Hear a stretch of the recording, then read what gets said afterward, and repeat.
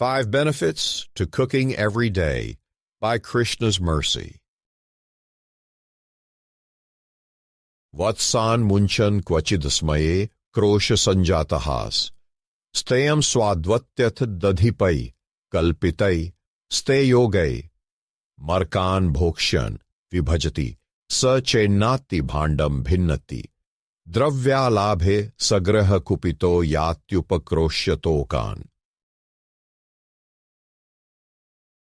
Quote, Our dear friend Yashoda, your son sometimes comes to our houses before the milking of the cows and releases the calves, and when the master of the house becomes angry, your son merely smiles. Sometimes he devises some process by which he steals palatable curd, butter, and milk, which he then eats and drinks. When the monkeys assemble, he divides it with them, and when the monkeys have their bellies so full that they won't take more, he breaks the pots. Sometimes, if he gets no opportunity to steal butter or milk from a house, he will be angry at the householders, and for his revenge, he will agitate the small children by pinching them. Then, when the children begin crying, Krishna will go away. Shrimad Bhagavatam 10:1.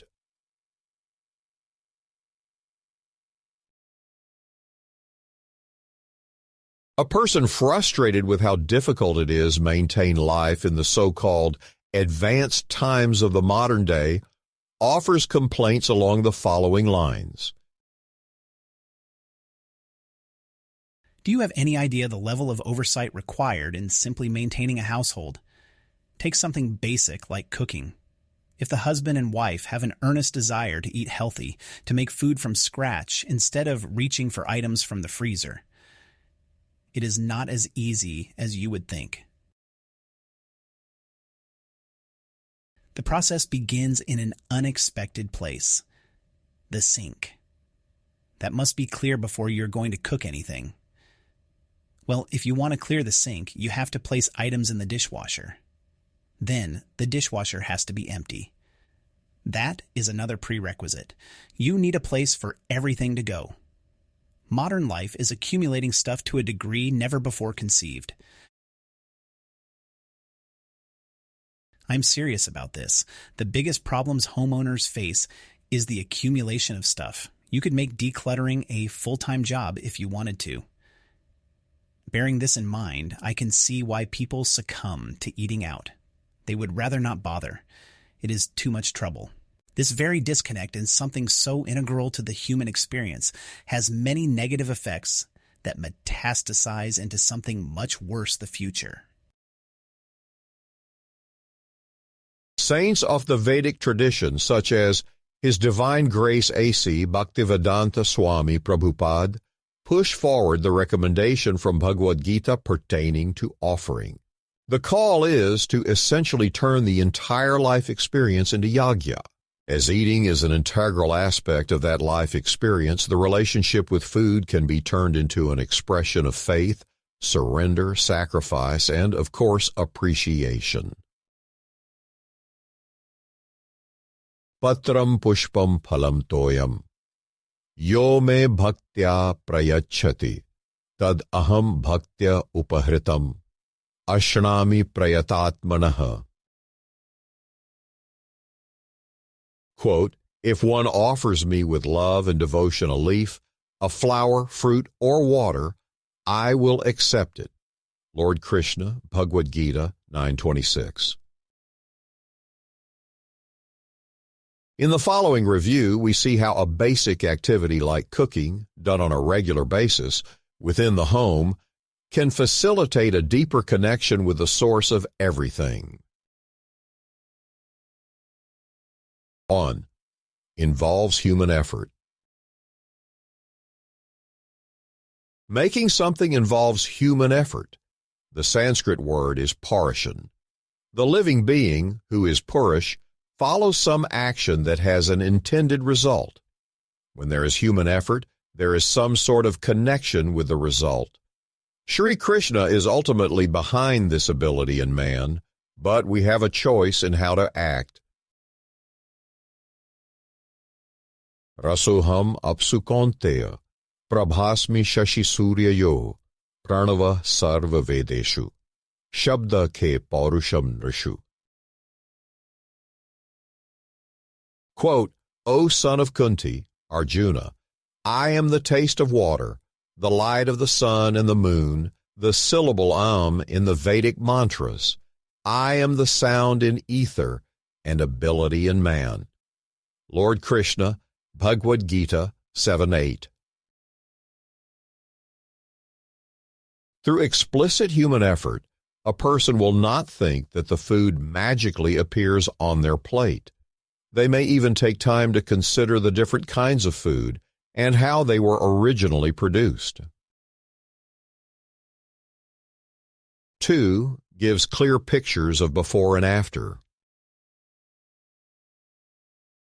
Paurusham interacts with another critical factor of a human existence: time. In cooking, there is a before. These are the raw ingredients.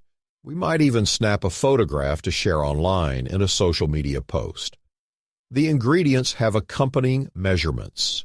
There is a requirement of preciseness.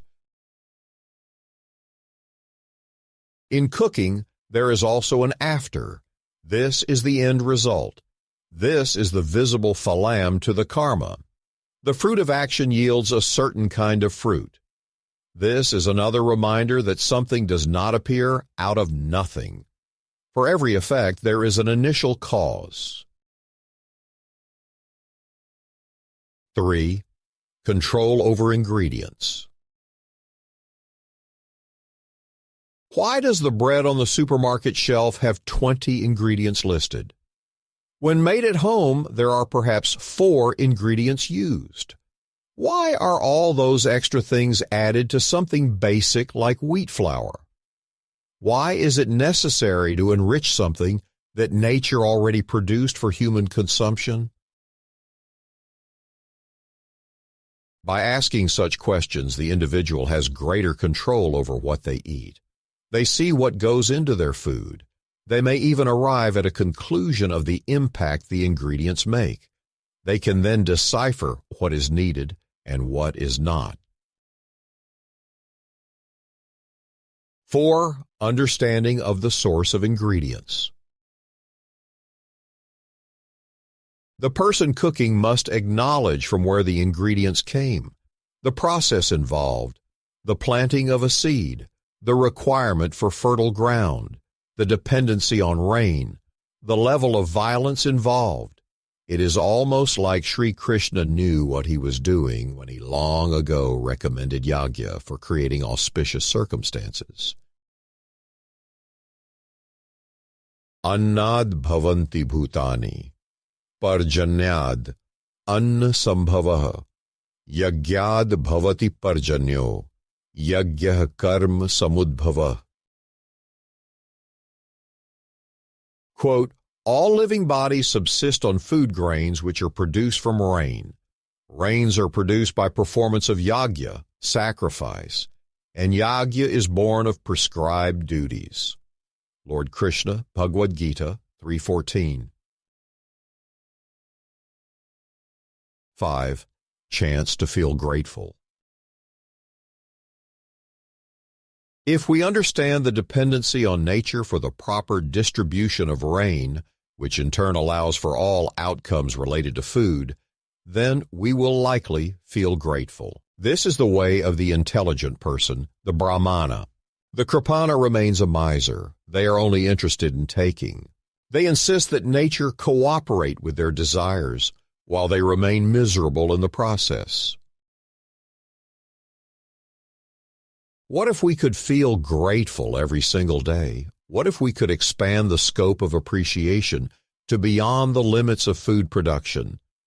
What if we could feel good at every single moment due to the connection in consciousness? This sort of steady stream of appreciation is known as the transcendental consciousness.